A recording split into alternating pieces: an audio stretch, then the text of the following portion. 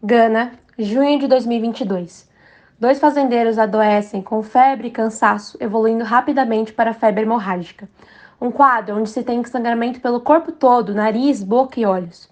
Em dia, os dois falecem. Isso gerou um alerta internacional, com perigo de ser casos de ebola. Porém, eles foram contaminados com o vírus Marburg, o primo letal do ebola.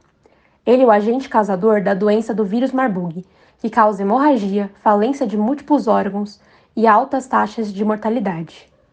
A maioria das epidemias anteriores, das infecções por vírus de Marburg e ebola, se originaram na África subsaariana central e ocidental, sendo epidemias raras e esporádicas, que eram contidas porque ocorreram em áreas isoladas.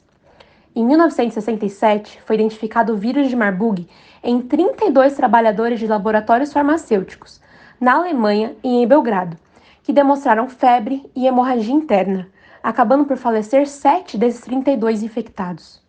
Concluiu-se que todos os indivíduos afetados tiveram contato com sangue de macacos importados do Uganda e que revelaram resultados positivos para a presença de material genético viral. Após a confirmação de que se tratava de um novo vírus, foi nomeado de vírus de Marburg por ter sido a cidade com o maior número de casos reportados. Alguns casos foram relacionados com visitas a cavernas, como em 2008, onde ocorreram casos de Marburg na Gruta Python, no Uganda, onde um turista americano e um holandês foram infectados. A Gruta Python já foi extensivamente estudada por ter sido identificada como epicentro de múltiplos casos de infecção por Marburg e ser conhecida como a grande população de morcegos.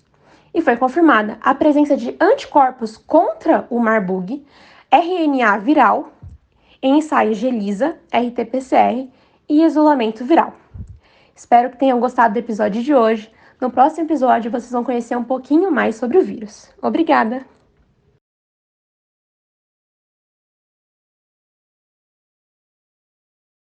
O vírus Marburg é o agente etiológico da febre hemorrágica do Marburg. Ele é um vírus de RNA, cadeia simples, não segmentado, com núcleo capsídeo helicoidal e várias formas pleomórficas, em forma de 6, em forma de U e circular. São 3 os principais fatores que conduzem à gravidade da febre hemorrágica do Marburg. O primeiro é a rápida replicação viral. O segundo é a supressão imunológica do hospedeiro causada pelo vírus. E o terceiro é a disfunção vascular, sendo que sua letalidade está geralmente associada com choque fulminante pela diminuição do volume de plasma sanguíneo, que ocorre pelo aumento da permeabilidade vascular, hipotensão, distúrbios de coagulação e tendência de sangramento. No próximo episódio, falaremos sobre a patogênese e resposta imunológica do vírus Marburg. Nos acompanhe!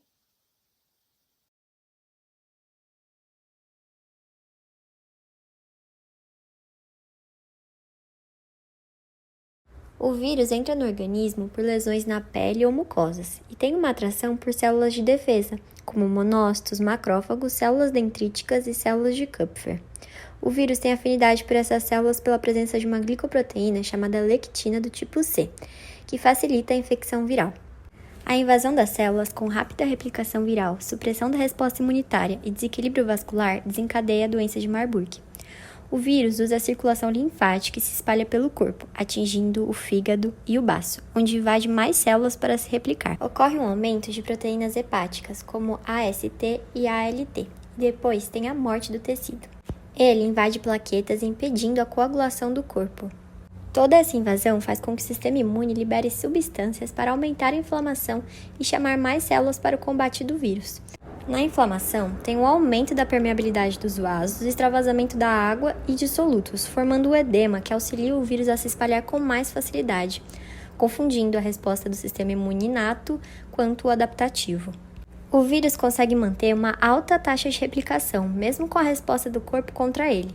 Como essa resposta é muito grande, há uma sobrecarga de citocinas causando desequilíbrio pelo corpo, que pode induzir a hemorragias e o choque séptico. No próximo episódio, vamos falar sobre transmissão e profilaxia. Continue nos acompanhando. Na maioria dos casos, A transmissão envolve exposição a animais não humanos na África subsaariana e morcegos. A infecção também pode ocorrer depois de manipulação de tecido de animais infectados. O vírus se espalha entre humanos através da transmissão de humano para humano e são altamente contagiosos por meio do contato da pele e mucosa com fluidos corpóreos, saliva, sangue, vômito, urina, fezes, suor, leite materno, sêmen de uma pessoa sintomática infectada ou de um primata não humano.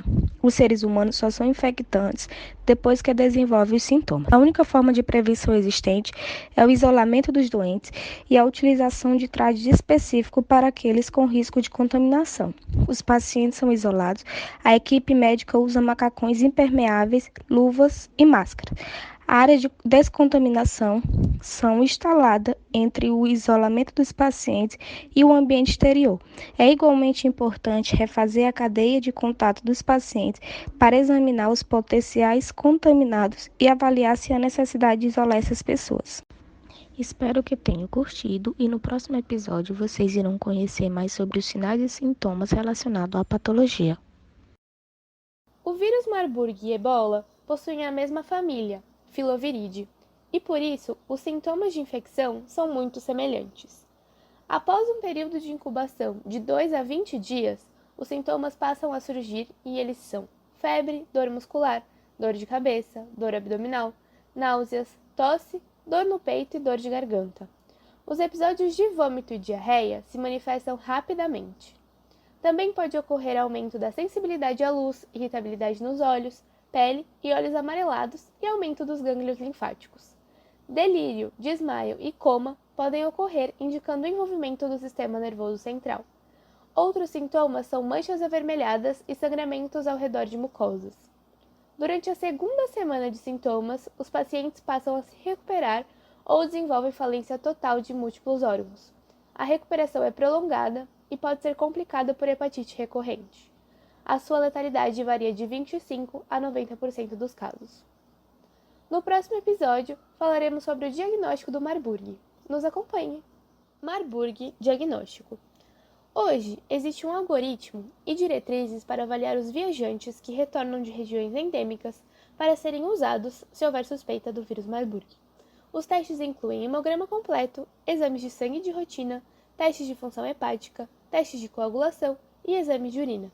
Os testes diagnósticos incluem ELISA, que é um imunoensaio enzimático que faz reações antígeno-anticorpo para detectar o material viral, e RT-PCR, mesmo exame usado para a detecção do COVID. O padrão ouro é a detecção de características virais feita em microscopia eletrônica, executada em tecido infectado, especialmente o fígado, ou no próprio sangue. No próximo episódio, falaremos sobre doenças associadas. Nos acompanhe. Marburg e doenças associadas.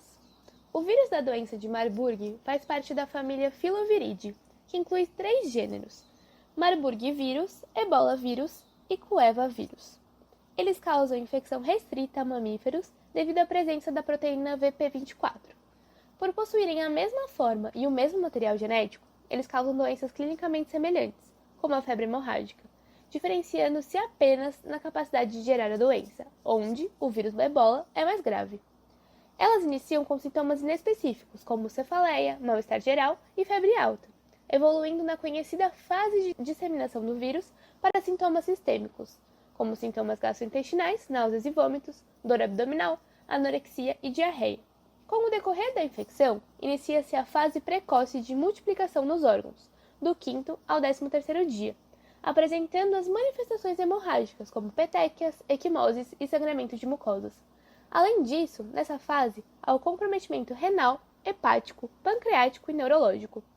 A infecção pode evoluir para a fase tardia de multiplicação nos órgãos, onde o indivíduo pode evoluir para o óbito, ou para a fase de convalescência, em que apresenta sintomas residuais e sequelas pós a fase aguda. No próximo episódio, falaremos sobre o tratamento.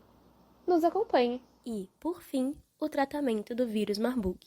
Infelizmente, não existe tratamento específico contra a doença. Existe apenas um tratamento de suporte e de conforto que pode ajudar.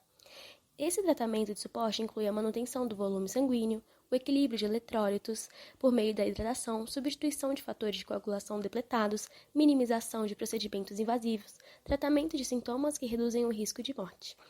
Atualmente, 2 tratamentos com anticorpos monoclonais estão disponíveis para o tratamento do ebola, mas ainda não demonstram neutralizar o vírus Marburg. É isso, muito obrigada. Olá! Hoje eu vou contar para vocês as nossas referências bibliográficas. Para fazer o nosso trabalho, nós utilizamos diversos artigos. O artigo Infecções por vírus de Marburg e Ebola, o artigo Vírus de Marburg, Epidemiologia, Patogenicidade, Diagnóstico Laboratorial e Terapêutica, do Instituto Superior de Ciências de Saúde Egas Muniz. Artigo Febre hemorrágica de Marburg, Atualização fisiopatogênica e propostas de medidas de isolamento do paciente, de Tarcísio Cabral Cerqueira.